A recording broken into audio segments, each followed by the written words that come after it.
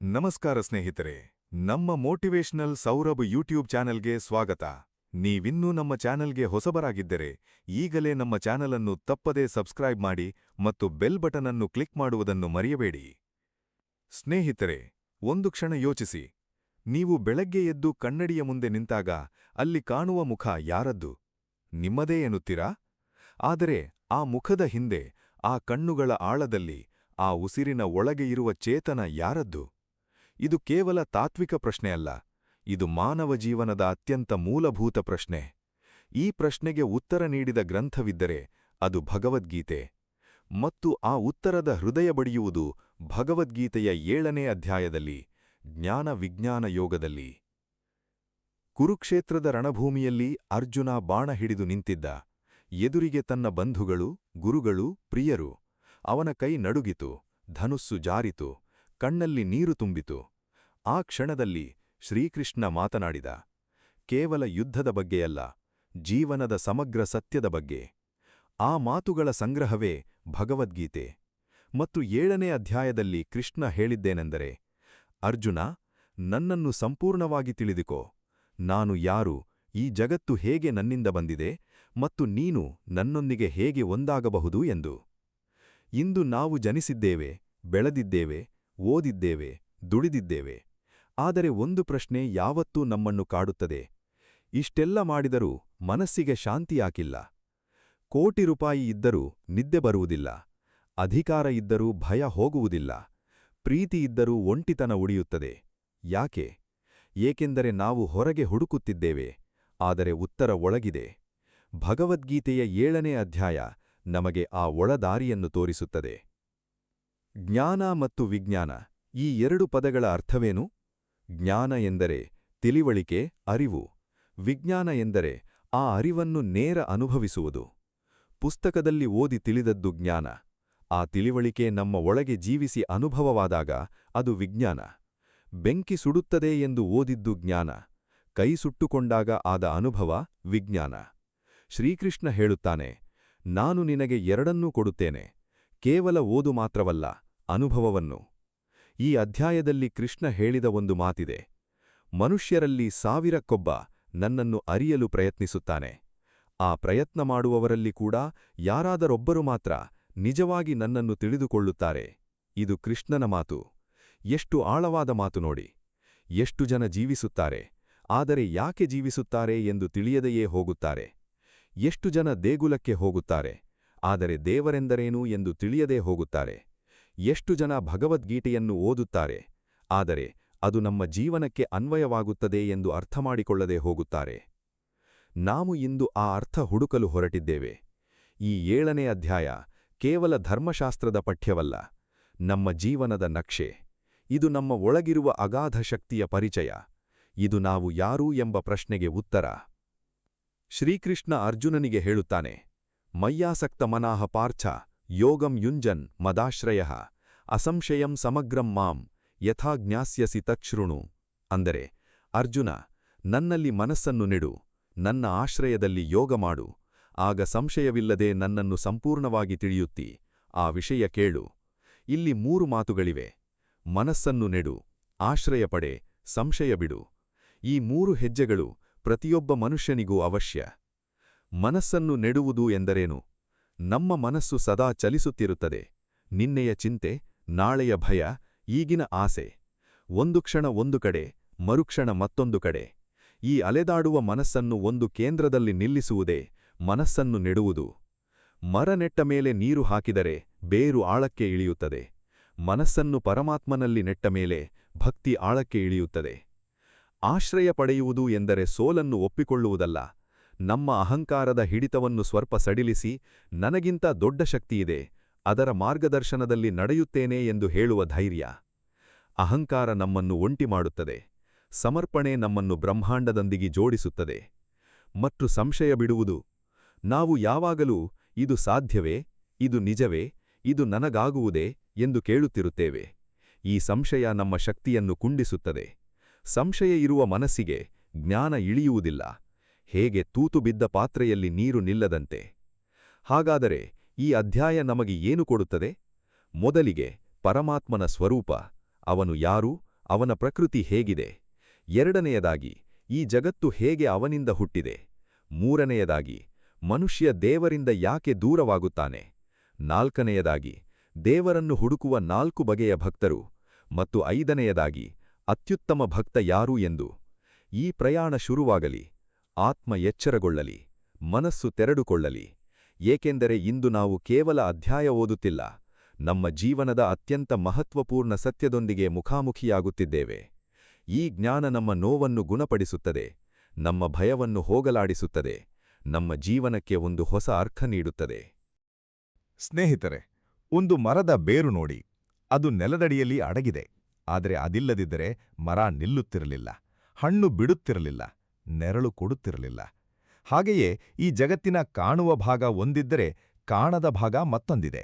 ಭಗವದ್ಗೀತೆಯ 7ನೇ ಅಧ್ಯಾಯ ಈ 2 ಭಾಗಗಳನ್ನೂ ಬಿಡಿಸಿ ತೋರಿಸುತ್ತದೆ.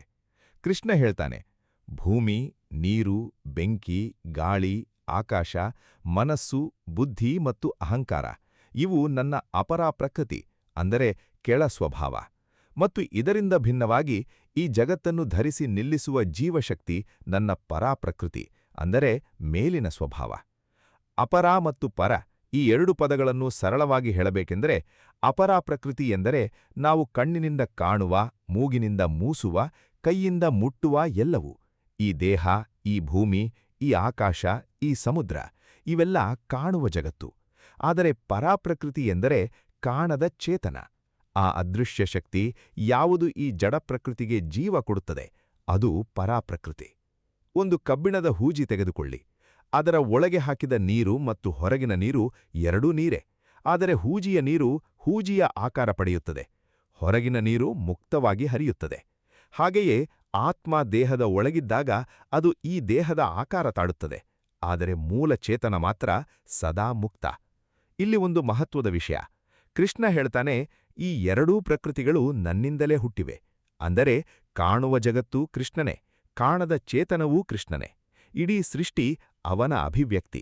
ಇದನ್ನು ಅರ್ಥಮಾಡಿಕೊಂಡ ಮೇಲೆ ನಮ್ಮ ನೋಟ ಬದಲಾಗುತ್ತದೆ. ಮಣ್ಣಿನಲ್ಲಿ ದೇವರು ಕಾಣಿಸುತ್ತಾನೆ, ಮರದಲ್ಲಿ ದೇವರು ಕಾಣಿಸುತ್ತಾನೆ, ಮನುಷ್ಯನಲ್ಲಿ ದೇವರು ಕಾಣಿಸುತ್ತಾನೆ. ಆದರೆ ನಾವ್ಯಾಕೆ ಕಾಣುವುದಿಲ್ಲ? ಏಕೆಂದರೆ ನಾವು ಅಪರಾಪ್ರಕೃತಿಯ ಸ್ವಾಧೀನದಲ್ಲಿರುತ್ತೇವೆ. ಈ ದೇಹ, ಈ ಸಂಪತ್ತು, ಈ ಮನೆ, ಈ ಸ್ಥಾನ ಇವುಗಳೇ ನಿಜ ಎಂದು ಭ್ರಮೆಪಡುತ್ತೇವೆ. ಆದರೆ ಇವೆಲ್ಲ ಬದಲಾಗುವ ಸ್ವಭಾವದ್ದು. ದೇಹ ಮುದಿಯಾಗುತ್ತದೆ, ಸಂಪತ್ತು ಹೋಗಬಹುದು, ಸ್ಥಾನ ಉರುಳಬಹುದು. ಆದರೆ ಒಳಗಿರುವ ಚೇತನ ಅದು ಶಾಶ್ವತ. ಕಡಲಿನ ಅಲೆಗಳನ್ನು ನೋಡಿ. ಒಂದು ಅಲೆ ಬರುತ್ತದೆ, ಇನ್ನೊಂದು ಅಲೆ ಬರುತ್ತದೆ. ಒಂದು ಅಲೆ ತೀರವನ್ನು ಮುಟ್ಟಿ ಮರೆಯಾಗುತ್ತದೆ, ಮತ್ತೊಂದು ಬರುತ್ತದೆ. ಪ್ರತಿ ಅಲೆಯೂ ಬೇರೆ ಬೇರೆ. ಆದರೆ ಆ ಅಲೆಗಳ ಕೆಳಗಿನ ಕಡಲು ಅದು ಒಂದೇ. ಅದು ಬದಲಾಗದು, ಅದು ಶಾಂತ. ಹಾಗೆಯೇ ನಮ್ಮ ದೇಹ, ಮನಸ್ಸು, ಅಹಂಕಾರ ಇವೆಲ್ಲ ಅಲೆಗಳಂತೆ. ಒಳಗಿರುವ ಆತ್ಮ ಮಾತ್ರ ಕಡಲಿನಂತೆ ಶಾಂತ, ಅಚಲ, ಅನಂತ. ಇದನ್ನು ತಿಳಿದಾಗ ಒಂದು ದೊಡ್ಡ ಬದಲಾವಣೆಯಾಗುತ್ತದೆ. ನಾವು ಪ್ರತಿ ವಿಷಯಕ್ಕೂ ಅತಿಯಾಗಿ ತಳ್ಳಣಿಸುವ ಸ್ವಭಾವ ಕಡಿಮೆಯಾಗುತ್ತದೆ. ಕೆಲಸ ಹೋಯಿತು ಎಂದು ಮನಸ್ಸು ಮುರಿಯುವುದಿಲ್ಲ. ಯಾರೋ ನಿಂದಿಸಿದರು ಎಂದು ಆತ್ಮ ಕುಗ್ಗುವುದಿಲ್ಲ. ಏಕೆಂದರೆ ನಾನು ಈ ಕಾಣುವ ಸನ್ನಿವೇಶಗಳ ಆಚೆ ಇರುವ ಚೇತನ ಎಂದು ತಿಳಿದಿರುತ್ತೇವೆ. ಆದರೆ ಒಂದು ಪ್ರಶ್ನೆ ಮೂಡುತ್ತದೆ. ಈ ಜಗತ್ತೆಲ್ಲ ಕೃಷ್ಣನೇ ಆದರೆ ನಾವು ಯಾಕೆ ಅದನ್ನು ಕಾಣುವುದಿಲ್ಲ? ಕೃಷ್ಣ ನಮಗೆ ಯಾಕೆ ಕಾಣಿಸುವುದಿಲ್ಲ? ಈ ಪ್ರಶ್ನೆಗೆ ಉತ್ತರ ಕೃಷ್ಣನೇ ಕೊಡುತ್ತಾನೆ. ಅವನು ಹೇಳ್ತಾನೆ, ಮಮ ಮಾಯಾ ದುರತ್ಯಯ, ಅಂದರೆ ನನ್ನ ಮಾಯೆ ಬಹಳ ಬಲಿಷ್ಠ, ಅದನ್ನು ದಾಟುವುದು ಸುಲಭವಿಲ್ಲ. ಮಾಯೆ ಎಂಬ ಶಬ್ದ ಕೇಳಿದಾಗ ಅನೇಕರು ಮಾಯೆ ಎಂದರೆ ಸುಳ್ಳು ಎಂದುಕೊಳ್ಳುತ್ತಾರೆ. ಆದರೆ ಮಾಯೆ ಎಂದರೆ ಅದಲ್ಲ. ಮಾಯೆ ಎಂದರೆ ಇರುವ ಸತ್ಯವನ್ನು ಮುಚ್ಚಿ ಇಲ್ಲದ ಅಂಶವನ್ನು ಇದೇ ಎನಿಸುವ ಶಕ್ತಿ. ಒಂದು ಉದಾಹರಣೆ ನೋಡಿ. ಸೂರ್ಯ ಸ್ಥಿರವಾಗಿ ನಿಂತಿದ್ದಾನೆ, ಆದರೆ ಭೂಮಿ ತಿರುಗುವ ಕಾರಣ ಅವನು ಉದಯಿಸುವ ಮತ್ತು ಅಸ್ತಮಿಸುವ ಭ್ರಮೆಯಾಗುತ್ತದೆ. ಆತ್ಮ ಶಾಶ್ವತ, ಆದರೆ ಮಾಯೆಯ ಕಾರಣ ನಾವು ದೇಹವೇ ನಾನು ಎಂದು ಭಾವಿಸುತ್ತೇವೆ. ಈ ಮಾಯೆ ಮನಸ್ಸನ್ನು ಯಾವ ಯಾವ ರೀತಿ ಮುಚ್ಚುತ್ತದೆ? ಆಸೆ, ಕ್ರೋಧ, ಲೋಭ, ಮೋಹ, ಮದ, ಮತ್ಸರ ಇವು ಮಾಯೆಯ 6 ಮುಖಗಳು. ಇವು ನಮ್ಮ ದೃಷ್ಟಿಯ ಮೇಲೆ ಪರದೆ ಹಾಕುತ್ತವೆ. ಹಾಗಾಗಿ ನಮ್ಮ ಸುತ್ತಲೂ ದೇವರು ತುಂಬಿದ್ದರೂ ನಾವು ಕಾಣುವುದಿಲ್ಲ. ಆದರೆ ಕೃಷ್ಣ ನಿರಾಸೆಯ ಮಾತು ಆಡುವುದಿಲ್ಲ. ಅವನು ಹೇಳ್ತಾನೆ, ಮಾಮೇವ ಯೇ ಪ್ರಪದ್ಯಂತೆ ಮಾಯಾಮೇತಾಂ ತರಂತಿತೆ. ಅಂದರೆ ಯಾರು ನನ್ನ ಶರಣು ಪಡೆಯುತ್ತಾರೋ ಅವರು ಈ ಮಾಯೆಯನ್ನು ದಾಟುತ್ತಾರೆ. ಮಾಯೆ ಗೆಲ್ಲುವುದು ಅಸಾಧ್ಯವಲ್ಲ, ಆದರೆ ಅದಕ್ಕೆ ಒಂದು ಮಾರ್ಗವಿದೆ. ಅದು ಸಮರ್ಪಣೆ. ಸ್ನೇಹಿತರೆ, ಒಂದು ಕನ್ನಡಿ ಹಿಡಿದು ಸೂರ್ಯನ ಬೆಳಕನ್ನು ಒಂದು ಕಡೆ ಕೇಂದ್ರೀಕರಿಸಿದರೆ ಬೆಂಕಿ ಹತ್ತುತ್ತದೆ. ಅದೇ ಬೆಳಕು ಚೆದರಿದ್ದರೆ ಏನೂ ಆಗುವುದಿಲ್ಲ. ಹಾಗೆಯೇ ನಮ್ಮ ಭಕ್ತಿ ಕೇಂದ್ರೀಕೃತವಾದಾಗ, ನಮ್ಮ ಮನಸ್ಸು ಒಂದು ಕಡೆ ನೆಟ್ಟಾಗ ಮಾಯೆಯ ಪರದೆ ಸರಿದು ಸತ್ಯ ಗೋಚರವಾಗುತ್ತದೆ. ಈ ಅಪರ ಮತ್ತು ಪರಾ ಪ್ರಕೃತಿಯ ತಿಳಿವಳಿಕೆ ನಮ್ಮ ಜೀವನಕ್ಕೆ ಒಂದು ಹೊಸ ದೃಷ್ಟಿಕೋನ ಕೊಡುತ್ತದೆ. ನಾವು ಈ ಹೊರಗಿನ ಜಗತ್ತಿನಲ್ಲಿ ಮುಳುಗಿದ್ದರೂ ಒಳಗಿರುವ ಅನಂತ ಶಾಂತಿಯ ಸ್ರೋತ ಸದಾ ಹರಿಯುತ್ತಿರುತ್ತದೆ. ನಾವು ಮಾಡಬೇಕಾಗಿರುವುದು ಕೇವಲ ತಿರುಗಿ ನೋಡುವುದು. ನಮ್ಮ ಊರಿನ ಹಿರಿಯರೊಬ್ಬರು ಹೇಳುತ್ತಿದ್ರು, ಗಂಗೆ ಎಲ್ಲಾ ನದಿಗಳ ಮೂಲ, ಕಡಲು ಎಲ್ಲಾ ತೊರೆಗಳ ಮೂಲ, ಆದರೆ ದೇವರು ಎಲ್ಲಾ ಸೃಷ್ಟಿಯ ಮೂಲ. ಈ ಮಾತು ಕೇಳಿ ನಾನು ಚಿಕ್ಕ ವಯಸ್ಸಿನಲ್ಲಿ ಯೋಚಿಸುತ್ತಿದ್ದೆ, ಇದು ಕೇವಲ ಧಾರ್ಮಿಕ ನಂಬಿಕೆಯೇ ಅಥವಾ ಇದಕ್ಕೆ ಯಾವುದಾದರೂ ಆಳವಾದ ಅರ್ಥ ಇದೆಯೇ? ಭಗವದ್ಗೀತೆಯ 7ನೇ ಅಧ್ಯಾಯ ಆ ಪ್ರಶ್ನೆಗೆ ಉತ್ತರ ನೀಡಿತು. ಶ್ರೀಕೃಷ್ಣ ಈ ಅಧ್ಯಾಯದಲ್ಲಿ ಒಂದು ಅಪೂರ್ವ ವಿವರಣೆ ನೀಡುತ್ತಾನೆ. ಅವನು ಹೇಳುತ್ತಾನೆ, ನೀರಿನಲ್ಲಿ ರಸ ನಾನು, ಸೂರ್ಯ ಮತ್ತು ಚಂದ್ರರಲ್ಲಿ ಬೆಳಕು ನಾನು, ವೇದಗಳಲ್ಲಿ ಓಂಕಾರ ನಾನು, ಆಕಾಶದಲ್ಲಿ ಶಬ್ದ ನಾನು, ಮನುಷ್ಯನಲ್ಲಿ ಪೌರುಷ ನಾನು, ಭೂಮಿಯಲ್ಲಿ ಪರಿಮಳ ನಾನು, ಅಗ್ನಿಯಲ್ಲಿ ಕಾಂತಿ ನಾನು, ಎಲ್ಲ ಜೀವಿಗಳಲ್ಲಿ ಜೀವ ನಾನು, ತಪಸ್ವಿಗಳಲ್ಲಿ ತಪಸ್ಸು ನಾನು. ಇದನ್ನು ಓದಿ ನಿಲ್ಲಿ, ಒಂದೊಂದು ಮಾತನ್ನು ಅನುಭವಿಸಿ. ಕೃಷ್ಣ ಹೇಳಿದ್ದೇನೆಂದರೆ, ಈ ಜಗತ್ತಿನಲ್ಲಿ ಯಾವ ಶ್ರೇಷ್ಠ ಗುಣ ಕಾಣಿಸುತ್ತದೆಯೋ ಅದು ನನ್ನ ಭಾಗ. ಹೂವಿನ ಪರಿಮಳ ದೇವರ ಪ್ರಕಾಶ, ನದಿಯ ಹರಿವು ದೇವರ ಗತಿ, ಮಗುವಿನ ನಗು ದೇವರ ಸ್ಪರ್ಶ, ಒಲ್ಲದ ಮನಸ್ಸಿಗೂ ಅರಿಯದೆ ಕಾಡುವ ಸೌಂದರ್ಯ ದೇವರ ಅನುಭವ. ನಮ್ಮ ಜೀವನದಲ್ಲಿ ನಾವು ಎಷ್ಟೋ ಸಲ ಪ್ರಕೃತಿ ನೋಡಿ ಮಂತ್ರಮುಗ್ಧರಾಗುತ್ತೇವೆ. ಕೆಂಪು ಕೆಂಪಾಗಿ ಮೂಡುವ ಬೆಳಗಿನ ಸೂರ್ಯ, ನಿಶಾಂತದ ತಾರೆಗಳ ಜಾಲ, ಮಳೆ ಬಿದ್ದ ಮಣ್ಣಿನ ವಾಸನೆ. ಆ ಕ್ಷಣದಲ್ಲಿ ಮನಸ್ಸು ಸ್ತಬ್ಧವಾಗುತ್ತದೆ. ಯಾವ ಚಿಂತೆಯೂ ಇಲ್ಲ, ಯಾವ ಸಮಸ್ಯೆಯೂ ಕಾಡುವುದಿಲ್ಲ, ಕೇವಲ ಒಂದು ಅನಾಮಿಕ ಆನಂದ. ಆ ಕ್ಷಣ ದೇವರ ಸ್ಪರ್ಶ. ಕೃಷ್ಣ ಅದನ್ನೇ ಹೇಳುತ್ತಾನೆ. ನೀರಿನ ರಸ ಕೃಷ್ಣ ಎಂದರೇನು? ಬಾಯಾರಿ ತುಟಿ ಒಣಗಿ ಒಂದು ತೊಟ್ಟು ತಣ್ಣೀರು ಕುಡಿದ ಕ್ಷಣ ಆಗುವ ಅನುಭವ ತಿಳಿದಿದ್ದೀರಾ? ಆ ಒಂದು ಕ್ಷಣ ಮಂಡಿ ಊರಿ ಕೊಟ್ಟ ಸೇವೆ ತರಹ ಇರುತ್ತದೆ. ದೇಹ ಮತ್ತು ಜೀವ ಒಂದಾಗುತ್ತವೆ. ಆ ರಸ ಕೃಷ್ಣ. ಅದೆಷ್ಟು ಸೂಕ್ಷ್ಮ, ಅದೆಷ್ಟು ಆಳ ಈ ದೃಷ್ಟಿ. ಸೂರ್ಯ ಮತ್ತು ಚಂದ್ರರಲ್ಲಿ ಬೆಳಕು ಕೃಷ್ಣ. ಬೆಳಕಿಲ್ಲದಿದ್ದರೆ ಏನೂ ಕಾಣಿಸುವುದಿಲ್ಲ. ಮೋಕ್ಷ ಮಾರ್ಗವಿಲ್ಲ, ಸ್ನೇಹಿತರ ಮುಖ ಕಾಣಿಸದು, ಕೆಲಸ ಮಾಡಲಾಗದು. ಬೆಳಕು ಸಾಧ್ಯತೆಯ ಸಂಕೇತ, ಅದೂ ಕೃಷ್ಣ. ಹಾಗೆಯೇ ನಮ್ಮ ಬುದ್ಧಿಯ ಬೆಳಕು, ನಮ್ಮ ಜ್ಞಾನದ ಬೆಳಕು, ನಮ್ಮ ಪ್ರೀತಿಯ ಬೆಳಕು, ಇವೆಲ್ಲ ಕೃಷ್ಣನ ಅಭಿವ್ಯಕ್ತಿ. ಭೂಮಿಯ ಪರಿಮಳ ಕೃಷ್ಣ. ಮಳೆ ಬಿದ್ದ ಮೇಲೆ ಮಣ್ಣಿನಿಂದ ಬರುವ ಆ ಅನನ್ಯ ಸುವಾಸನೆ ತಿಳಿದಿದ್ದೀರಾ? ಅದನ್ನು ಮೃದ್ಗಂಧ ಎನ್ನುತ್ತಾರೆ. ಶ್ರೀಮಂತ ಮತ್ತು ಬಡವ, ಪಂಡಿತ ಮತ್ತು ಅಜ್ಞಾನಿ ಎಲ್ಲರಿಗೂ ಒಂದೇ ರೀತಿಯ ವಾಸನೆ ಅನ್ನಿಸುತ್ತದೆ. ಅದು ಭೇದ ಕಾಣದ ಕೃಷ್ಣನ ಸ್ಪರ್ಶ. ಅಗ್ನಿಯಲ್ಲಿ ಕಾಂತಿ ಕೃಷ್ಣ. ಬೆಂಕಿ ಉರಿಯುತ್ತದೆ ಎಂಬುದು ಎಲ್ಲರಿಗೂ ತಿಳಿದಿದೆ. ಆದರೆ ಬೆಂಕಿಯ ಉರಿಯಲ್ಲಿ ಒಂದು ಕಾಂತಿ ಇದೆ. ಅದೊಂದು ಜೀವಂತಿಕೆ, ಅದೊಂದು ಚೇತನ. ಹಿಂದಿನ ಕಾಲದಲ್ಲಿ ಅಗ್ನಿಯನ್ನು ಪೂಜ್ಯ ದೇವರೆಂದು ನೋಡುತ್ತಿದ್ದರು. ಯಾಕೆ? ಏಕೆಂದರೆ ಅದರಲ್ಲಿ ದೇವರ ಶಕ್ತಿ ಕಾಣಿಸುತ್ತಿತ್ತು.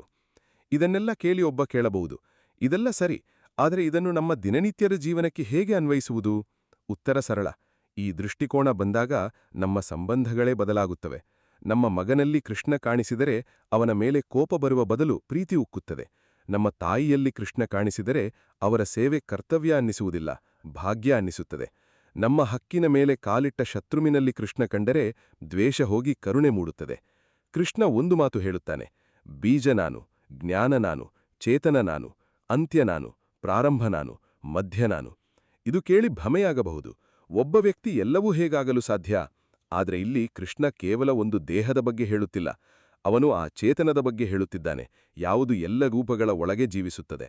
ಅಗ್ನಿಯ ಒಳಗೆ ಬೆಳಕು, ನೀರಿನ ಒಳಗೆ ರಸ, ಮಣ್ಣಿನ ಒಳಗೆ ಪರಿಮಳ, ಮನುಷ್ಯನ ಒಳಗೆ ಚೇತನ. ಇವೆಲ್ಲ ಆ ಒಂದು ಮೂಲ ಶಕ್ತಿಯ ಬೇರೆ ಬೇರೆ ಅಭಿವ್ಯಕ್ತಿಗಳು. ಒಂದು ಕಥೆ ಕೇಳಿ. ಒಂದು ಕಾಡಿನಲ್ಲಿ ಒಂದು ಜಿಂಕೆ ಇತ್ತು. ಒಂದು ದಿನ ಅದರ ಕಿವಿಗೆ ದೂರದಿಂದ ಸಂಗೀತ ಕೇಳಿಸಿತು. ಅದು ಅದರ ದೇಹದೊಳಗಿಂದ ಬರುತ್ತಿರುವ ಮೃಗನಾಭಿಯ ಪರಿಮಳ. ಆದರೆ ಜಿಂಕೆಗೆ ಗೊತ್ತಿಲ್ಲ. ಅದು ಹೊರಗೆ ಹುಡುಕಿ ಓಡಿತು. ಕಾಡಿನ ಮೂಲೆ ಮೂಲೆ ತಿರುಗಿತು. ಆದರೆ ಆ ಪರಿಮಳ ಸಿಗಲಿಲ್ಲ, ಏಕೆಂದರೆ ಅದು ಒಳಗಿತ್ತು. ಹಾಗೆಯೇ ಮನುಷ್ಯ ಶಾಂತಿ, ಸಂತೋಷ, ಪ್ರೀತಿ ಹೊರಗೆ ಹುಡುಕುತ್ತಾನೆ. ಆದರೆ ಅದೆಲ್ಲ ಒಳಗಿದೆ. ಈ ಒಳಗನ್ನು ತಿಳಿಯದಂತೆ ಮಾಡುವ ಶಕ್ತಿ ಮಾಯೆ. ಕೃಷ್ಣ ಈ ಅಧ್ಯಾಯದಲ್ಲಿ ಮಾಯೆಯ ಕಾರ್ಯ ಹೇಗೆ ನಡೆಯುತ್ತದೆ ಎಂದು ಸ್ಪಷ್ಟಪಡಿಸುತ್ತಾನೆ. ತ್ರಿಗುಣಗಳ ಅಂದ್ರೆ ಸತ್ವ, ರಜಸ್ ಮತ್ತು ತಮಸ್, ಈ 3 ಗುಣಗಳ ಮಾಯೆಯಿಂದ ಈ ಇಡೀ ಜಗತ್ತು ಮೋಹಗೊಂಡಿದೆ. ಯಾರೂ ನನ್ನನ್ನು ತಿಳಿಯದ ಮೋಕ್ಷದ ಶಾಶ್ವತ ರೂಪದಲ್ಲಿ ತಿಳಿಯಲಾಗುತ್ತಿಲ್ಲ ಎಂದು. ತಮಸ್ ಗುಣ ನಿದ್ದೆ, ಆಲಸ್ಯ, ಅಜ್ಞಾನ. ಈ ಗುಣ ಮೇಲಿದ್ದಾಗ ಮನುಷ್ಯ ನಾಳೆ ಮಾಡೋಣ, ಈಗ ಬೇಡ, ನನ್ನಿಂದಾಗದು ಎನ್ನುತ್ತಾನೆ. ಪ್ರಯತ್ನ ಮಾಡದೆ ತಕ್ಷಣ ಸೋಲೊಪ್ಪುತ್ತಾನೆ. ದೇವರ ಬಗ್ಗೆ ಯೋಚಿಸಲೇ ಮನಸ್ಸು ಹಿಂದೆ ಸರಿಯುತ್ತದೆ. ರಜಸ್ ಗುಣ ಕ್ರಿಯಾಶೀಲತೆ, ಆದರೆ ಆಸೆ ತುಂಬಿದ ಕ್ರಿಯೆ. ಈ ಗುಣ ಮೇಲಿದ್ದಾಗ ಮನುಷ್ಯ ಸದಾ ಓಡುತ್ತಿರುತ್ತಾನೆ. ಹೆಚ್ಚು ಸಂಪಾದಿಸಬೇಕು, ಹೆಚ್ಚು ಹೆಸರು ಮಾಡಬೇಕು, ಹೆಚ್ಚು ಭೋಗಿಸಬೇಕು. ಈ ಓಟದಲ್ಲಿ ದೇವರ ನೆನಪೇ ಇರುವುದಿಲ್ಲ. ದೇಗುಲಕ್ಕೆ ಹೋದರೂ ಮನಸ್ಸು ಅಂಗಡಿಯ ಲೆಕ್ಕ ಮಾಡುತ್ತಿರುತ್ತದೆ. ಸತ್ವಗುಣ ಶ್ರೇಷ್ಠ ಗುಣ, ಆದರೆ ಇದೂ ಮಾಯೆ. ಸತ್ವಗುಣದಲ್ಲಿ ಮನುಷ್ಯ ಧರ್ಮ ಮಾಡುತ್ತಾನೆ, ದಾನ ಕೊಡುತ್ತಾನೆ, ಪ್ರಾರ್ಥನೆ ಮಾಡುತ್ತಾನೆ. ಆದರೆ ಅದರಲ್ಲೂ ಒಂದು ಸೂಕ್ಷ್ಮ ಅಹಂಕಾರ ಇರಬಹುದು. ನಾನು ಧರ್ಮಿಷ್ಠ, ನಾನು ಸಜ್ಜನ, ನಾನು ತಿಳಿದವನು. ಈ ಅಹಂಕಾರ ಕೂಡ ಮಾಯೆ. ಮೂರೂ ಗುಣಗಳ ಆಚೆ ಹೋಗುವುದೇ ಮೋಕ್ಷ. ಆದರೆ ಅದಕ್ಕೆ ಮೊದಲು ತಮಸ್ನಿಂದ ರಜಸ್ಸಿಗೆ, ರಜಸ್ನಿಂದ ಸತ್ವಕ್ಕೆ ಮತ್ತು ಸತ್ವದಿಂದ ಗುಣಾತೀತ ಸ್ಥಿತಿಗೆ ಏರಬೇಕು. ಮೆಟ್ಟಿಲ ಮೆಟ್ಟಿಲಾಗಿ ಮೇಲೇರುವ ಪ್ರಯಾಣ. ಕೃಷ್ಣ ಒಂದು ತೀಕ್ಷ್ಣ ಮಾತು ಹೇಳುತ್ತಾನೆ. ಚಾತುರ್ವಿಧಾ ಭಜಂತೆ ಮಾಂ ಜನಾಃ ಸುಕೃತಿನೋ ಅರ್ಜುನ, ಆರ್ತೋ ಜಿಜ್ಞಾಸುರರ್ಥಾರ್ಥಿ ಜ್ಞಾನೀಚ ಭರತರ್ಷಭ. ಅರ್ಥ: 4 ಬಗೆಯ ಸದಾಚಾರಿ ಮನುಷ್ಯರು ನನ್ನನ್ನು ಭಜಿಸುತ್ತಾರೆ. ನೋವಿನಲ್ಲಿರುವವರು ಅಂದ್ರೆ ಆರ್ತ, ಜ್ಞಾನ ಹುಡುಕುವವರು ಅಂದ್ರೆ ಜಿಜ್ಞಾಸು, ಸಂಪತ್ತು ಬಯಸುವವರು ಅಂದ್ರೆ ಅರ್ಥಾರ್ಥಿ ಮತ್ತು ಜ್ಞಾನಿಗಳು. ಇದು ಎಷ್ಟು ನಿಜ! ನಾವು ದೇವಸ್ಥಾನಕ್ಕೆ ಯಾವಾಗ ಹೋಗುತ್ತೇವೆ? ಮದುವೆ ನಿಲ್ಲಿಸಿಕೊಂಡಾಗ, ಕಲಸ ಹೋದಾಗ, ರೋಗ ಬಂದಾಗ, ಆಗ ಹೋಗಿ ದೇವರೇ ಇದನ್ನು ಸರಿಪಡಿಸು ಎಂದು ಕೇಳುತ್ತೇವೆ. ಇದು ಆರ್ತಭಕ್ತಿ. ಇಂದು ಕೆಲವರು ದೇವರೇ ಮನೆ ಕಟ್ಟಿಕೊಡು, ಮಗನಿಗೆ ಕೆಲಸ ಕೊಡು, ಬ್ಯಾಂಕ್ ಬ್ಯಾಲೆನ್ಸ್ ಹೆಚ್ಚಿಸು ಎಂದು ಭಜಿಸುತ್ತಾರೆ. ಇದು ಅರ್ಥಾರ್ಥಿ ಭಕ್ತಿ. ಇನ್ನು ಕೆಲವರು ದೇವರ ರಹಸ್ಯ ತಿಳಿಯಬೇಕು, ಸೃಷ್ಟಿಯ ಸತ್ಯ ಅರ್ಥ ಮಾಡಿಕೊಳ್ಳಬೇಕು ಎಂದು ಬರುತ್ತಾರೆ. ಇದು ಜಿಜ್ಞಾಸು ಭಕ್ತಿ. ಕೃಷ್ಣ ಹೇಳುತ್ತಾನೆ, 4 ಭಕ್ತರು ನನಗೆ ಪ್ರಿಯ. ಯಾರು ನೋವಿನಲ್ಲಿ ಬಂದರೂ, ಸಂಪತ್ತು ಕೇಳಲು ಬಂದರೂ, ಜ್ಞಾನ ಹುಡುಕಲು ಬಂದರೂ ನಾನು ಅವರ ಕೈ ಹಿಡಿಯುತ್ತೇನೆ. ಒಂದೇ ವ್ಯತ್ಯಾಸ: ಜ್ಞಾನಿ ನನಗೆ ಅತಿ ಪ್ರಿಯ. ಯಾಕೆ? ಏಕೆಂದರೆ ಜ್ಞಾನಿ ನನ್ನನ್ನೇ ಬಯಸುತ್ತಾನೆ, ನನ್ನಿಂದ ಏನನ್ನೂ ಬಯಸುವುದಿಲ್ಲ. ಅವನ ಪ್ರೀತಿ ನಿಷ್ಕಲ್ಮಶ, ನಿಸ್ವಾರ್ಥ. ಅಂಥ ಭಕ್ತ ನನ್ನ ಆತ್ಮ. ನಾವು ಯಾವ ಭಕ್ತರು? ಇದನ್ನು ಯೋಚಿಸಿ. ಹೆಚ್ಚಿನವರು ಆರ್ತ ಅಥವಾ ಅರ್ಥಾರ್ಥಿ ಭಕ್ತರು. ಅದರಲ್ಲಿ ತಪ್ಪಿಲ್ಲ. ಕೃಷ್ಣ ಕೂಡ ತಪ್ಪು ಅನ್ನುತ್ತಿಲ್ಲ. ಆದರೆ ಒಂದು ದಿನ ಆ ಬಾಗಿಲಿನ ಆಚೆ ಹೋಗಿ ದೇವರೇ ನನಗೇನೂ ಬೇಡ, ನೀನೊಬ್ಬನೇ ಸಾಕು ಎನ್ನುವ ಅನುಭವ ಬಂದಾಗ ಆಗ ಜೀವನ ಬದಲಾಗುತ್ತದೆ. ಅದೇ ಜ್ಞಾನಭಕ್ತಿಯ ಆರಂಭ.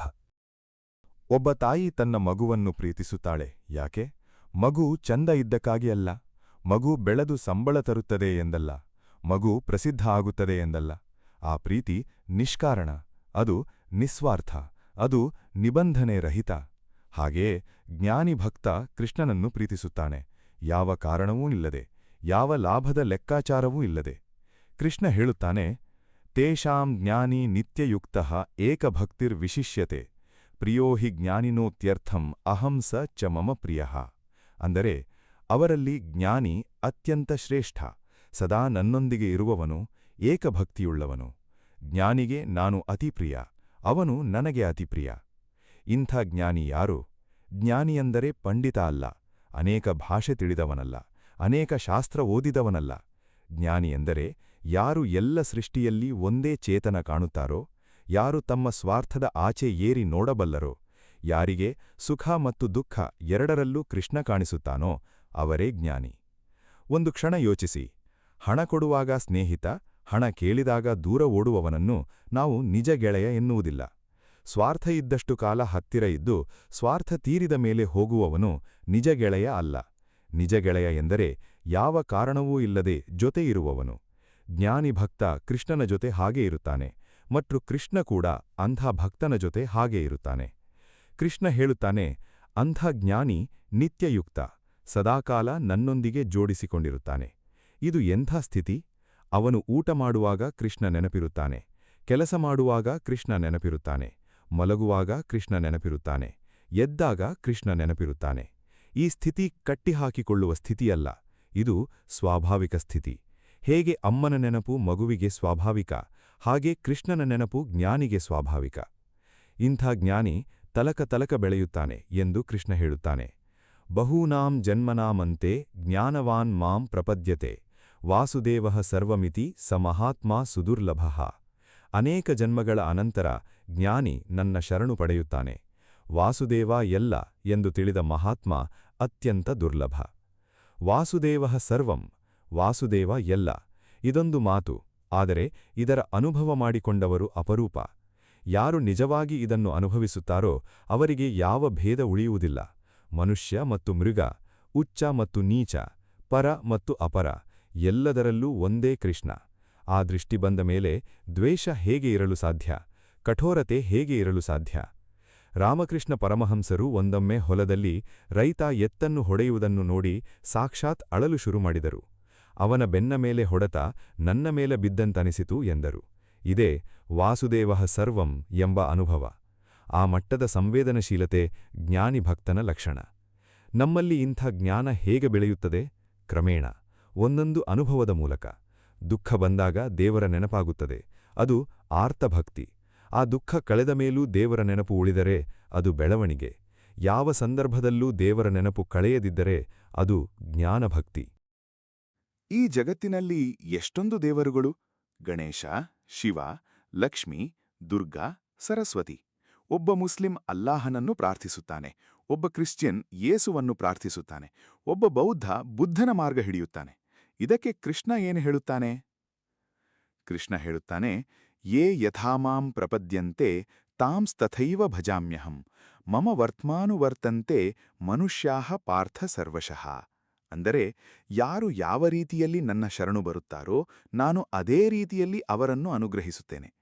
ಎಲ್ಲ ಮನುಷ್ಯರೂ ಹಲವಾರು ರೀತಿಯಲ್ಲಿ ನನ್ನ ಮಾರ್ಗವನ್ನೇ ಅನುಸರಿಸುತ್ತಾರೆ. ಇದು ಅದ್ಭುತ ಮಾತು. ಕೃಷ್ಣ ಭೇದ ಮಾಡುವುದಿಲ್ಲ. ನನ್ನನ್ನು ಮಾತ್ರ ಪೂಜಿಸು, ಬೇರೆ ದೇವರನ್ನು ಬೇಡ ಎಂದು ಅವನು ಕಡ್ಡಾಯ ಮಾಡುವುದಿಲ್ಲ. ಬದಲಾಗಿ ಹೇಳುತ್ತಾನೆ, ಯಾರು ಯಾವ ಹೆಸರಲ್ಲಿ ಯಾವ ರೂಪದಲ್ಲಿ ಪ್ರಾರ್ಥಿಸಿದರೂ ಆ ಸ್ಪಂದನ ನನ್ನ ಬಳಿ ತಲುಪುತ್ತದೆ. ನದಿ ಯಾವ ಕಡೆ ಹರಿದರೂ ಕಡಲನ್ನೇ ಸೇರುತ್ತದೆ. ಪ್ರಾರ್ಥನೆ ಯಾವ ಭಾಷೆಯಲ್ಲಿ ಮಾಡಿದರೂ ಪರಮಾತ್ಮನ ಬಳಿ ತಲುಪುತ್ತದೆ. ಆದರೆ ಇಲ್ಲಿ ಒಂದು ಸೂಕ್ಷ್ಮ ವ್ಯತ್ಯಾಸವಿದೆ. ಕೃಷ್ಣ ಹೇಳುತ್ತಾನೆ, ಯಾರು ಇತರ ದೇವರುಗಳನ್ನು ಪೂಜಿಸುತ್ತಾರೋ ಅವರಿಗೂ ಫಲ ಸಿಗುತ್ತದೆ, ಆದರೆ ಅದು ನಾಶ ಹೋಗುವ ಫಲ. ಯಾರು ನನ್ನನ್ನು ನೇರ ಪೂಜಿಸುತ್ತಾರೋ ಅವರಿಗೆ ಅನಂತ ಫಲ ಸಿಗುತ್ತದೆ. ಇದರ ಅರ್ಥವೇನು? ಸಂಪತ್ತು, ಶಕ್ತಿ, ಆರೋಗ್ಯ ಕೊಡುವ ದೇವರನ್ನು ಪೂಜಿಸಿದರೆ ಅವು ಸಿಗಬಹುದು, ಆದರೆ ಅವು ಶಾಶ್ವತ ಅಲ್ಲ. ಒಂದು ದಿನ ಸಂಪತ್ತು ಹೋಗಬಹುದು, ಶಕ್ತಿ ಕುಂದಬಹುದು, ಆರೋಗ್ಯ ಮುರಿಯಬಹುದು. ಆದರೆ ಪರಮಾತ್ಮನನ್ನು ಬಯಸಿದರೆ ಆ ಅನುಭವ ಶಾಶ್ವತ, ಆ ಶಾಂತಿ ಶಾಶ್ವತ, ಆ ಆನಂದ ಶಾಶ್ವತ. ಒಂದು ಉದಾಹರಣೆ ನೋಡಿ. ನೀವು ಒಬ್ಬ ಅಧಿಕಾರಿಯ ಮನೆ ಬಾಗಿಲಿಗೆ ಹೋಗಿ ಕೆಲಸ ಕೇಳುತ್ತೀರಿ. ಅವರು ಕೊಟ್ಟರೆ ಒಂದು ಕೆಲಸ ಸಿಗುತ್ತದೆ. ಆದರೆ ಸೀದಾ ಮುಖ್ಯಮಂತ್ರಿಯ ಬಳಿ ಹೋದರೆ ಅಧಿಕ ಸಾಧ್ಯತೆ. ಹಾಗೆಯೇ ಸೀಮಿತ ದೇವರ ಬಳಿ ಸೀಮಿತ ವರ ಸಿಗುತ್ತದೆ, ಪರಮಾತ್ಮನ ಬಳಿ ಅಸೀಮಿತ ಅನುಗ್ರಹ ಸಿಗುತ್ತದೆ. ಆದರೆ ಕೃಷ್ಣ ಎಲ್ಲ ಭಕ್ತಿಯನ್ನೂ ಸ್ವೀಕರಿಸುತ್ತಾನೆ. ಯಾವ ಮಗು ಅಮ್ಮನ ಮನೆಗೆ ಬಂದರೂ ಅಮ್ಮ ಸ್ವಾಗತಿಸುತ್ತಾಳೆ. ಸಣ್ಣ ಕೋಣೆಯಲ್ಲಿ ಒಂದು ದೀಪ ಉರಿದಾಗಲೂ ಮನೆ ಬೆಳಗುತ್ತದೆ. ಒಂದು ಕಿರು ಪ್ರಾರ್ಥನೆಯೂ ದೇವರ ಬಳಿ ತಲುಪುತ್ತದೆ. ಇಲ್ಲಿ ಮತ್ತೊಂದು ಮಾತು ಗಮನಿಸಿ. ಕೃಷ್ಣ ಹೇಳುತ್ತಾನೆ, ಅಂತ್ಯಕ್ಷಣದಲ್ಲಿ ಯಾರ ಹೆಸರು ಬಾಯಲ್ಲಿ ಬರುತ್ತದೋ ಅವರ ಲೋಕಕ್ಕೆ ಜಾಯ್ತಿ. ಇದು ಎಷ್ಟೊಂದು ಆಳವಾದ ಮಾತು. ನಾವು ಜೀವಿತದ ಕೊನೆಯ ಕ್ಷಣದಲ್ಲಿ ಯಾರ ನೆನಪಿನಲ್ಲಿರುತ್ತೇವೆ ಅದು ನಮ್ಮ ಮೊತ್ತಮೊದಲ ಆದ್ಯತೆ ಏನು ಎಂದು ತೋರಿಸುತ್ತದೆ. ಅದಕ್ಕಾಗಿ ಈಗಿನಿಂದಲೇ ಕೃಷ್ಣನ ನೆನಪು ಬೆಳೆಸಿಕೊಳ್ಳಬೇಕು. ಒಂದು ಬಾವಿ ಇತ್ತು. ಅದರಲ್ಲಿ ಒಂದು ಕಪ್ಪೆ ಹುಟ್ಟಿ ಬೆಳೆಯಿತು. ಅದಕ್ಕೆ ಜಗತ್ತು ಎಂದರೆ ಆ ಬಾವಿ ಮಾತ್ರ. ಒಂದು ದಿನ ಒಬ್ಬ ಕಡಲ ಕಂಡ ಕಪ್ಪೆ ಬಂದು ಕಡಲು ಎಷ್ಟು ದೊಡ್ಡದಿದೆ ಎಂದು ವಿವರಿಸಿತು. ಬಾವಿ ಕಪ್ಪೆ ನಂಬಲಿಲ್ಲ. ಇಷ್ಟು ದೊಡ್ಡದಾ? ನಮ್ಮ ಬಾವಿಗಿಂತ ದೊಡ್ಡದಾ ಎಂದಿತು. ಹಾಗೆಯೇ ನಮ್ಮ ಅಹಂಕಾರ ಮತ್ತು ಅಜ್ಞಾನ ನಮ್ಮನ್ನು ಬಾವಿಯ ಕಪ್ಪೆ ಮಾಡಿಬಿಟ್ಟಿದೆ. ದೇವರ ಅನಂತತೆ ನಮಗೆ ಅರ್ಥ ಆಗಲ್ಲ. ಕೃಷ್ಣ ಈ ಅಧ್ಯಾಯದಲ್ಲಿ ಒಂದು ತೀಕ್ಷ್ಣ ಮಾತು ಹೇಳುತ್ತಾನೆ. ನಮಾಂ ದುಷ್ಕೃತಿನೋ ಮೂಢಾಃ ಪ್ರಪದ್ಯಂತೆ ನರಾಧಮಾಃ ಮಾಯಯಾಪಹೃತಜ್ಞಾನ ಆಸುರಂ ಭಾವಮಾಶ್ರಿತಾಃ. ಅಂದರೆ ದುರ್ಜನರು, ಮೂಢರು, ಅಧಮರು ನನ್ನ ಶರಣು ಬರುವುದಿಲ್ಲ, ಏಕೆಂದರೆ ಮಾಯೆ ಅವರ ಜ್ಞಾನ ಕಸಿದುಕೊಂಡಿದೆ ಮತ್ತು ಅವರು ಆಸುರ ಸ್ವಭಾವ ತಾಳಿದ್ದಾರೆ. ಇಲ್ಲಿ ಕೃಷ್ಣ ಯಾರನ್ನು ಮೂಢ ಎನ್ನುತ್ತಾನೆ?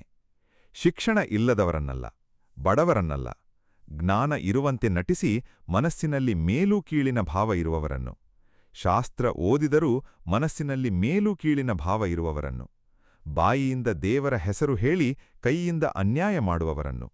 ಆಸುರ ಸ್ವಭಾವ ಎಂದರೇನು? ಕೇವಲ ರಾಕ್ಷಸರ ಸ್ವಭಾವ ಅಲ್ಲ. ಆಸುರ ಸ್ವಭಾವ ಎಂದರೆ ನಾನೇ ಸರ್ವಶ್ರೇಷ್ಠ, ನನ್ನ ಮೇಲೆ ಯಾರೂ ಇಲ್ಲ, ನಾನು ಬಯಸಿದ್ದು ನನಗೆ ಆಗಲೇಬೇಕು ಎಂಬ ಭ್ರಮೆ. ಇಂಥ ಮನಸ್ಸಿಗೆ ದೇವರ ನೆನಪು ಹೊಳೆಯುವುದಿಲ್ಲ. ಅದು ಸದಾ ಹೊರಗೆ ಓಡುತ್ತಿರುತ್ತದೆ. ಆದರೆ ಈ ಅಂಧಕಾರ ಯಾವಾಗ ಸರಿಯುತ್ತದೆ? ಕೃಷ್ಣ ಹೇಳುತ್ತಾನೆ, ಚತುರ್ವಿಧಾ ಭಜಂತೆ ಮಾಂ ಜನಾಃ ಸುಕೃತಿನೋ. ಅಂದರೆ ಸತ್ಕರ್ಮ ಮಾಡಿದ ಮನುಷ್ಯ ನನ್ನ ಕಡೆ ತಿರುಗುತ್ತಾನೆ. ಸತ್ಕರ್ಮ ಎಂದರೆ ದೊಡ್ಡ ಯಾಗ, ಹೋಮ, ದಾನ ಮಾತ್ರವಲ್ಲ. ಸತ್ಕರ್ಮ ಎಂದರೆ ಪ್ರತಿಕ್ಷಣ ಸರಿಯಾಗಿ ಬದುಕುವುದು, ಯಾರಿಗೂ ನೋಯಿಸದಿರುವುದು, ಸ್ವಾರ್ಥ ಕಡಿಮೆ ಮಾಡಿಕೊಳ್ಳುವುದು, ಇತರರ ಸಂತೋಷದಲ್ಲಿ ತಮ್ಮ ಸಂತೋಷ ಕಾಣುವುದು. ಒಂದು ದೀಪ ಮನೆಯ ಕತ್ತಲು ಹೋಗಲಾಡಿಸುತ್ತದೆ.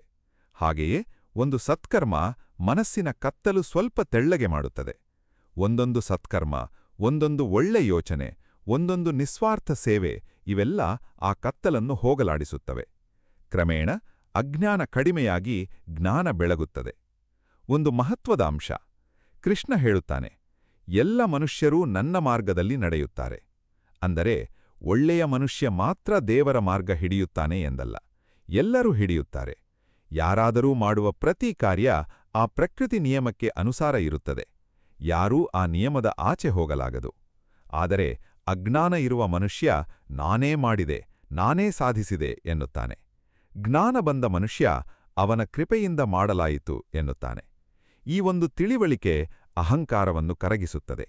ಅಹಂಕಾರ ಕರಗಿದ ಮೇಲೆ ದೇವರ ಅನುಭವ ಸಾಧ್ಯ. ಒಂದು ಮರದ ಬೀಜ ಕೈಯಲ್ಲಿ ಇರಿಸಿಕೊಳ್ಳಿ. ಅದರೊಳಗೆ ಏನಿದೆ? ಒಂದು ಬೃಹತ್ ಮರ ಅಡಗಿದೆ. 100 ವರ್ಷ ಬದುಕಬಲ್ಲ, 1000 ಹಕ್ಕಿ ಆಶ್ರಯ ಪಡೆಯಬಲ್ಲ, 1,00,000 ಹಣ್ಣು ಕೊಡಬಲ್ಲ ಮರ ಆ ಚಿಕ್ಕ ಬೀಜದೊಳಗಿದೆ. ಆದರೆ ನಾವದನ್ನು ನೋಡಲಾಗುವುದಿಲ್ಲ. ಹಾಗೆಯೇ ಪರಮಾತ್ಮ ಅವ್ಯಕ್ತ, ಕಣ್ಣಿಗೆ ಕಾಣಿಸದ, ಕೈಗೆ ಸಿಗದ. ಆದರೆ ಅವನ ಇರುವಿಕೆ ಎಲ್ಲದರಲ್ಲೂ ಇದೆ. ಕೃಷ್ಣ 7ನೇ ಅಧ್ಯಾಯದಲ್ಲಿ ಹೇಳ್ತಾನೆ, ಮತ್ತಃ ಪರತರಂ ನಾಣ್ಯತ್ ಕಿಂಚಿದಸ್ತಿ ಧನಂಜಯ ಮಯಿ ಸರ್ವಮಿದಂ ಪ್ರೋತಂ ಸೂತ್ರೇ ಮಣಿಗಣ ಇವ. ಅಂದ್ರೆ, ಅರ್ಜುನ, ನನ್ನ ಮೇಲೆ ಮತ್ತೊಂದು ಯಾವ ಸತ್ಯವೂ ಇಲ್ಲ. ದಾರದಲ್ಲಿ ಮಣಿಗಳ ಹಾಗೆ ಈ ಜಗತ್ತೆಲ್ಲ ನನ್ನಲ್ಲಿ ಪೋಣಿಸಲ್ಪಟ್ಟಿದೆ. ದಾರ ಮತ್ತು ಮಣಿ ಎಂಥ ಅದ್ಭುತ ಉಪಮೆ! ಮಣಿಗಳಿಗೆ ಅದ್ಭುತ ರೂಪ ಇದೆ, ಬಣ್ಣ ಇದೆ, ಹೊಳಪು ಇದೆ. ಆದರೆ ಎಲ್ಲ ಮಣಿಗಳನ್ನು ಒಟ್ಟಾಗಿ ಹಿಡಿದಿರುವ ದಾರ ಕಾಣದಂತಿದೆ. ಅದಿಲ್ಲದಿದ್ದರೆ ಮಣಿಗಳು ಚದುರುತ್ತಿದ್ದವು. ಹಾಗೆಯೇ ಈ ಜಗತ್ತಿನ ಎಲ್ಲ ಜೀವಿಗಳು, ಎಲ್ಲ ವಸ್ತುಗಳು, ಎಲ್ಲ ಘಟನೆಗಳು ಆ ಅದೃಶ್ಯ ಪರಮಾತ್ಮನ ದಾರದಲ್ಲಿ ಪೋಣಿಸಲ್ಪಟ್ಟಿವೆ. ನಮ್ಮ ಉಸಿರು ಕೃಷ್ಣ ನಡೆಸ್ತಾನೆ. ನಮ್ಮ ಹೃದಯ ಬಡಿತ ಕೃಷ್ಣ ನಡೆಸ್ತಾನೆ.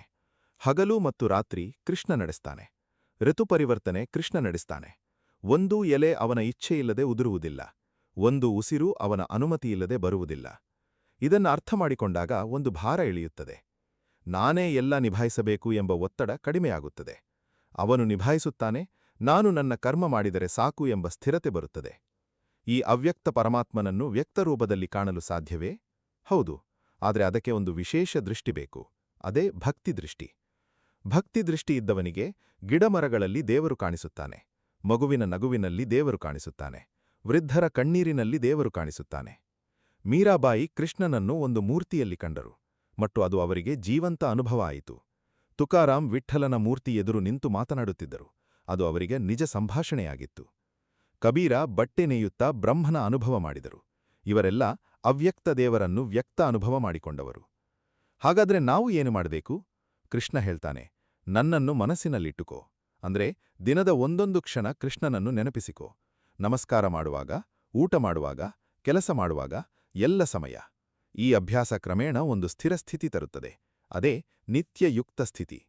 ಆ ಸ್ಥಿತಿಯಲ್ಲಿ ಅವ್ಯಕ್ತ ಪರಮಾತ್ಮ ನಮ್ಮ ಒಳಗೆ ಜೀವಂತ ಅನುಭವ ಆಗುತ್ತಾನೆ. ಒಂದು ಪಕ್ಷಿ ಹಾರಲು 2 ರೆಕ್ಕೆ ಬೇಕು. 1 ರೆಕ್ಕೆ ಇದ್ದರೆ ಸಾಲದು. ಹಾಗೆಯೇ ಆಧ್ಯಾತ್ಮಿಕ ಜೀವನದಲ್ಲಿ ಭಕ್ತಿ ಮತ್ತು ಜ್ಞಾನ ಎರಡೂ ಬೇಕು. ಭಕ್ತಿಯಿಲ್ಲದ ಜ್ಞಾನ ಶುಷ್ಕ, ಜ್ಞಾನ ಇಲ್ಲದ ಭಕ್ತಿ ಕುರುಡು. ಈ 2 ಸೇರಿದಾಗ ಜೀವನ ಪರಿಪೂರ್ಣ. ಕೃಷ್ಣ ಈ ಅಧ್ಯಾಯದ ಮೂಲಕ ಹೇಳಿರುವ ಸಂದೇಶ ಬಹಳ ಸ್ಪಷ್ಟ. ನನ್ನನ್ನು ತಿಳಿ ಮತ್ತು ನನ್ನನ್ನು ಭಜಿಸು. ತಿಳಿಯುವುದು ಜ್ಞಾನ, ಭಜಿಸುವುದು ಭಕ್ತಿ. ಇವೆರಡೂ ಒತ್ತಾದಾಗ ಜೀವನ ಅರಳುತ್ತದೆ. ಈಗ ಪ್ರಶ್ನೆ, ನಾವು ದಿನನಿತ್ಯದ ಜೀವನದಲ್ಲಿ ಈ ಜ್ಞಾನವನ್ನು ಹೇಗೆ ಅಳವಡಿಸಿಕೊಳ್ಳಬಹುದು? ಮೊದಲ ಹೆಜ್ಜೆ ಎಚ್ಚರ. ಬೆಳಿಗ್ಗೆ ಎದ್ದಾಗ ತಕ್ಷಣ ಮೊಬೈಲ್ ತೆಗೆಯದೆ ಒಂದು ಕ್ಷಣ ತಣ್ಣಗೆ ಕೂತು ಇಂದಿನ ದಿನ ಅವನ ಅನುಗ್ರಹ ಎಂದು ಭಾವಿಸಿ. ಆ ಒಂದು ಕ್ಷಣ ಇಡೀ ದಿನದ ದಿಕ್ಕನ್ನು ಬದಲಿಸಬಲ್ಲದು. ಎರಡನೇ ಹೆಜ್ಜೆ, ಪ್ರತಿ ಸಣ್ಣ ಆನಂದವನ್ನು ಕೃಷ್ಣನ ಉಡುಗೊರೆ ಎಂದು ನೋಡಿ. ಒಳ್ಳೆ ಚಹಾ ಕುಡಿದಾಗ ಆಗುವ ಆನಂದ, ಗೆಳೆಯ ಕರೆ ಮಾಡಿ ಸಂತೋಷ ಕೊಟ್ಟಾಗ ಆಗುವ ಉಲ್ಲಾಸ, ಸಂಜೆ ಮಳೆ ಬಿದ್ದಾಗ ಆಗುವ ತಾಜಾಭಾವ, ಇವೆಲ್ಲ ಕೃಷ್ಣನ ಸ್ಪರ್ಶ ಎಂದು ಅನುಭವಿಸಿ. ಮೂರನೇ ಹೆಜ್ಜೆ, ಕಷ್ಟ ಬಂದಾಗ ಯಾಕೆ ನನಗೆ ಮಾತ್ರ ಎಂದು ಕೇಳದೆ ಇದರಲ್ಲಿ ಅವನ ಉದ್ದೇಶ ಏನು ಎಂದು ಕೇಳಿ. ಸೋಲು ನಮ್ಮ ಅಹಂಕಾರ ಕರಗಿಸಲು ಬರುತ್ತದೆ. ನೋವು ನಮ್ಮ ಸಂವೇದನೆ ಆಳಗೊಳಿಸಲು ಬರುತ್ತದೆ. ಒಂಟಿತನ ನಮ್ಮನ್ನು ಒಳನೋಡಲು ಕರೆಯುತ್ತದೆ. ನಾಲ್ಕನೇ ಹೆಜ್ಜೆ, ಇತರರಲ್ಲಿ ದೇವರ ಅಂಶ ನೋಡಲು ಅಭ್ಯಾಸ ಮಾಡಿ. ನಮ್ಮ ಮೇಲೆ ಸಿಟ್ಟಾದ ಮನುಷ್ಯನಲ್ಲೂ ಒಂದು ಸಂಕಟವಿದೆ. ನಮ್ಮನ್ನು ನಿಂದಿಸಿದ ಮನುಷ್ಯ ಸ್ವತಃ ನಿಂದೆಯ ಸಂಕಟ ಅನುಭವಿಸಿದ್ದಾನೆ. ಅವರ ಒಳಗೂ ಕೃಷ್ಣ ಇದ್ದಾನೆ. ಈ ನೋಟ ನಮ್ಮ ಕೋಪ ಮತ್ತು ದ್ವೇಷ ಕರಗಿಸುತ್ತದೆ. ಐದನೇ ಹೆಜ್ಜೆ, ಪ್ರತಿ ರಾತ್ರಿ ಮಲಗುವ ಮುನ್ನ ಕೈಜೋಡಿಸಿ ಒಂದು ಮಾತು ಹೇಳಿ. ಇಂದಿನ ದಿನ ನೀಡಿದ ಪ್ರತಿ ಅನುಭವಕ್ಕೆ ಧನ್ಯವಾದ. ಕಷ್ಟ ಕೊಟ್ಟರೂ ಸುಖ ಕೊಟ್ಟರೂ ಧನ್ಯವಾದ. ಈ ಕೃತಜ್ಞತೆ ಮನಸ್ಸನ್ನು ಮೃದು ಮಾಡುತ್ತದೆ. ಮೃದು ಮನಸ್ಸಿಗೆ ದೇವರ ಅನುಗ್ರಹ ಬೇಗ ಇಳಿಯುತ್ತದೆ. ಕೃಷ್ಣ ಅರ್ಜುನನಿಗೆ ಹೇಳಿದ ಮಾತು ಕೇವಲ ಅರ್ಜುನನಿಗಲ್ಲ, ನಮ್ಮೆಲ್ಲರಿಗೂ. ಆ ಕುರುಕ್ಷೇತ್ರ ನಮ್ಮ ದಿನನಿತ್ಯದ ಜೀವನ. ಆ ಅರ್ಜುನ ನಾವೇ. ಆ ಕೃಷ್ಣ ನಮ್ಮ ಒಳಗಿನ ಸಾಕ್ಷೀಚೇತನ. ಪ್ರತಿ ನಿರ್ಧಾರ ತೆಗೆದುಕೊಳ್ಳುವ ಕ್ಷಣದಲ್ಲಿ ಆ ಒಳದನಿ ಕೇಳಿ, ಅದೇ ಕೃಷ್ಣ. ಮನುಷ್ಯ ಜನ್ಮ ಅಪರೂಪ. ಇದನ್ನು ಕೇವಲ ಅನ್ನ, ನೀರು, ಮಲಗು, ಎದ್ದೇಳು ಎಂದು ಕಳೆಯಬಾರದು. ಈ ದೇಹ ಒಂದು ದೇಗುಲ. ಈ ಜೀವನ ಒಂದು ಸಾಧನೆ. ಈ ಕ್ಷಣ ಒಂದು ಅವಕಾಶ. ಅದನ್ನು ಸದ್ಬಳಕೆ ಮಾಡಿಕೋ. ಅದೇ ಭಗವದ್ಗೀತೆಯ ಸಂದೇಶ. ಸ್ನೇಹಿತರೆ, ಒಂದು ಕ್ಷಣ ಕಣ್ಮುಚ್ಚಿ ಉಸಿರು ಆಳವಾಗಿ ತೆಗೆದುಕೊಳ್ಳಿ. ಈ ಉಸಿರು ಬರುತ್ತಿದೆ, ಇದು ಯಾರ ಕೊಡುಗೆ? ಈ ಹೃದಯ ಬಡಿಯುತ್ತಿದೆ, ಇದನ್ನು ಯಾರು ನಡೆಸುತ್ತಿದ್ದಾರೆ? ನಾವು ಯೋಚಿಸದೇ ನಡೆಯುತ್ತಿರುವ ಈ ಜೀವನ ಪ್ರಕ್ರಿಯೆ, ಅದರ ಹಿಂದೆ ಒಂದು ಮಹಾಶಕ್ತಿ ಇದೆ. ಅದೇ ಕೃಷ್ಣ, ಅದೇ ಪರಮಾತ್ಮ, ಅದೇ ನಮ್ಮ ಮೂಲ. ಭಗವದ್ಗೀತೆಯ 7ನೇ ಅಧ್ಯಾಯ ನಮಗೆ ಒಂದು ಅಪ್ರತಿಮ ಸತ್ಯ ತಿಳಿಸಿದೆ. ನಾವು ಒಂಟಿಯಲ್ಲ. ನಾವು ದೇವರಿಂದ ಬೇರ್ಪಟ್ಟ ಜೀವಿಗಳಲ್ಲ. ನಾವು ಆ ಪರಮಚೇತನದ ಭಾಗ. ಕಡಲಿನ ಅಲೆ ಕಡಲಿನಿಂದ ಬೇರ್ಪಟ್ಟಿದ್ದಂತೆ ಕಾಣಿಸಬಹುದು, ಆದರೆ ಅದು ಕಡಲೆ. ನಾವು ಹಾಗೆ ಪ್ರತ್ಯೇಕ ಎಂದು ಭಾಸವಾಗಬಹುದು, ಆದರೆ ನಾವು ಆ ಪರಮಚೇತನದ ಭಾಗ. ಈ ಅಧ್ಯಾಯ ನಮಗೆ 4 ಬಗೆಯ ಭಕ್ತರನ್ನು ತೋರಿಸಿತು. ನೋವಿನಲ್ಲಿ ದೇವರ ಬಳಿ ಬರುವವನು, ಸಂಪತ್ತಿಗಾಗಿ ಬರುವವನು, ಜ್ಞಾನ ಹುಡುಕಿ ಬರುವವನು ಮತ್ತು ಕೇವಲ ಪ್ರೀತಿಯಿಂದ ಬರುವ ಜ್ಞಾನಿ. ನಾವು ಯಾವ ಹಂತದಲ್ಲಿದ್ದರೂ ತಪ್ಪಿಲ್ಲ. ಒಂದೊಂದು ಹಂತ ದಾಟಿ ಮೇಲೇರಬಹುದು. ಈ ಅಧ್ಯಾಯ ನಮಗೆ ಮಾಯೆಯ ಕಾರ್ಯ ತೋರಿಸಿತು. ಕಾಣುವ ಜಗತ್ತು ನಿಜ ಎಂದು ಭ್ರಮೆ ಹಿಡಿಸಿ ಒಳಗಿರುವ ಸತ್ಯ ಮರೆಸುವ ಮಾಯೆ. ಆದರೆ ಭಕ್ತಿ, ಜ್ಞಾನ ಮತ್ತು ಸಮರ್ಪಣೆ ಇವು ಮಾಯೆಯನ್ನು ದಾಟಿಸುತ್ತವೆ. ಈ ಅಧ್ಯಾಯ ನಮಗೆ ವಾಸುದೇವ ಸರ್ವ ಎಂಬ ಮಹಾಸತ್ಯ ತೋರಿಸಿತು. ಎಲ್ಲದರಲ್ಲೂ ಒಂದೇ ಚೇತನ, ಒಂದೇ ಪ್ರೀತಿ, ಒಂದೇ ಶಕ್ತಿ. ಈ ಅಧ್ಯಾಯ ನಮಗೆ ಅನ್ಯದೇವರ ಆರಾಧನೆಯ ಬಗ್ಗೆ ಕೃಷ್ಣನ ಉದಾರ ದೃಷ್ಟಿ ತೋರಿಸಿತು. ಯಾವ ದಾರಿಯಲ್ಲಿ ಹೊರಟರೂ ಅಂತಿಮ ಗಮ್ಯ ಒಂದೇ. ಈಗ ಒಂದು ಮಾತು ಮನಸ್ಸಿನಲ್ಲಿಟ್ಟುಕೊಳ್ಳಿ. ನಾನು ಒಂಟಿಯಲ್ಲ. ನನ್ನ ಒಳಗೆ ಪರಮಾತ್ಮ ಇದ್ದಾನೆ. ಅವನ ಶಕ್ತಿ ನನ್ನ ಶಕ್ತಿ. ಅವನ ಜ್ಞಾನ ನನ್ನ ಜ್ಞಾನ. ಅವನ ಅನುಗ್ರಹ ಸದಾ ನನ್ನ ಮೇಲೆ ಇದೆ. ಈ ನಂಬಿಕೆ ಬಂದ ಕ್ಷಣ ಭಯ ಕಡಿಮೆಯಾಗುತ್ತದೆ, ನಿರಾಶೆ ದೂರವಾಗುತ್ತದೆ, ಜೀವನ ಒಂದು ಉತ್ಸಾಹದ ಪಯಣ ಆಗುತ್ತದೆ. ಅರ್ಜುನ ಕುರುಕ್ಷೇತ್ರದಲ್ಲಿ ಬಾಣ ಹಿಡಿದು ನಿಂತಿದ್ದ. ಮನಸ್ಸು ಕಂಗೆಟ್ಟಿತ್ತು. ಆ ಕ್ಷಣದಲ್ಲಿ ಕೃಷ್ಣ ಅವನ ಜೊತೆ ಇದ್ದ. ಅದೇ ಕೃಷ್ಣ ನಮ್ಮ ಜೊತೆ ಇದ್ದಾನೆ. ನಮ್ಮ ಜೀವನದ ಕುರುಕ್ಷೇತ್ರದಲ್ಲಿ, ಅಂದರೆ ನಮ್ಮ ಕಷ್ಟ, ನೋವು, ಸಂಕಟ, ಗೊಂದಲ ಎಲ್ಲದರಲ್ಲೂ ಆ ಪ್ರೀತಿಯ ಸ್ರೋತ ನಮ್ಮ ಜೊತೆ ಇದೆ.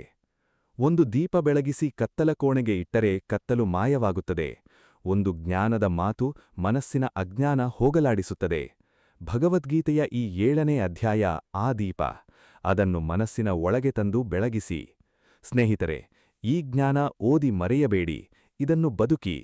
ಪ್ರತಿ ಊಟದಲ್ಲಿ ಕೃಷ್ಣ ಕಾಣಿಸಲಿ, ಪ್ರತಿ ಹೂವಿನಲ್ಲಿ ಕೃಷ್ಣ ಕಾಣಿಸಲಿ, ಪ್ರತಿ ಮಗುವಿನಲ್ಲಿ ಕೃಷ್ಣ ಕಾಣಿಸಲಿ, ಪ್ರತಿ ಕಷ್ಟದಲ್ಲಿ ಕೃಷ್ಣನ ಕೈ ಎನಿಸಲಿ, ಪ್ರತಿ ಸಂತೋಷದಲ್ಲಿ ಕೃಷ್ಣನ ನಗು ಕಾಣಿಸಲಿ. ಜ್ಞಾನ ವಿಜ್ಞಾನ ಯೋಗ ಇದು ಕೇವಲ ಅಧ್ಯಾಯ ಅಲ್ಲ, ಇದು ಜೀವನ ಬದಲಿಸುವ ಮಂತ್ರ. ಇದು ನಾವು ಯಾರು ಎಂದು ತಿಳಿಸುವ ಕನ್ನಡಿ. ಈ ಕನ್ನಡಿಯಲ್ಲಿ ನೋಡಿ, ಅಲ್ಲಿ ಕಾಣುವ ಮುಖದ ಹಿಂದೆ ಒಂದು ಅನಂತ ಚೇತನ ಇದೆ. ಅದು ನೀವೇ, ಅದು ಕೃಷ್ಣನ ಭಾಗ. ಈ ಸತ್ಯ ನಿಮ್ಮ ಜೀವನದಲ್ಲಿ ಬೆಳಗಲಿ, ಈ ಜ್ಞಾನ ನಿಮ್ಮ ಕತ್ತಲ ಹೋಗಲಾಡಿಸಲಿ, ಈ ಭಕ್ತಿ ನಿಮ್ಮ ಹೃದಯ ತುಂಬಲಿ ಮತ್ತು ಆ ಪರಮಾತ್ಮನ ಅನಂತ ಕೃಪೆ ನಿಮ್ಮ ಮೇಲೆ ಸದಾ ಇರಲಿ. ಹರೇ ಕೃಷ್ಣ, ಹರೇ ಕೃಷ್ಣ, ಕೃಷ್ಣ ಕೃಷ್ಣ ಹರೇ ಹರೇ. ಇದಿಷ್ಟು ಈ ಸಂಚಿಕೆಯ ವಿಷಯವಾಗಿದೆ. ಈ ಸಂಚಿಕೆಯ ಅನಿಸಿಕೆ ಅಭಿಪ್ರಾಯಗಳನ್ನ ತಪ್ಪದೇ ನಮ್ಮೊಂದಿಗೆ ಹಂಚಿಕೊಳ್ಳಿ ಮತ್ತು ಲೈಕ್ ಮಾಡುವುದನ್ನು ಮರೆಯಬೇಡಿ. ಈ ಸಂಚಿಕೆ ನಿಮಗೆ ಇಷ್ಟವಾಗಿದ್ದಲ್ಲಿ ಹರೇ ಕೃಷ್ಣ ಎಂದು ಕಮೆಂಟ್ ಮಾಡಿ ಅಥವಾ ನಿಮ್ಮಿಷ್ಟದ ದೇವರ ಹೆಸರನ್ನು ಕಮೆಂಟ್ನಲ್ಲಿ ಬರೆಯಿರಿ. ಆ ಭಗವಂತನು ನಿಮ್ಮೆಲ್ಲರನ್ನೂ ಆಶೀರ್ವಾದಿಸಲಿ. ವಂದನೆಗಳು.